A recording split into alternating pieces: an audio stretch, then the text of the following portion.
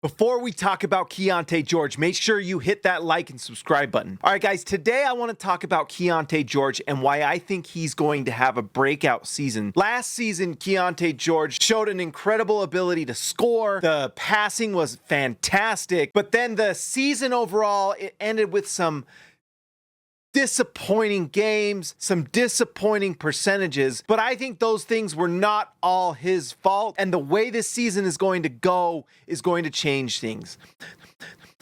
The major reason is who was on the floor with Keyonte George last year. To start the year, the team was brand new, a whole different collection of players, and Keyonte George fitting in. He ends up coming off the bench and playing with Kelly Olynyk and Jordan Clarkson, who were icing him out of plays. He was not getting the ball. At times, he was getting extremely frustrated because Kelly Olynyk and Jordan Clarkson were playing a two-man game and not including him. Now, you can give some slack to Olynyk and Clarkson because they were trying to win games. It's not their responsibility to develop rookies. They're playing for contracts.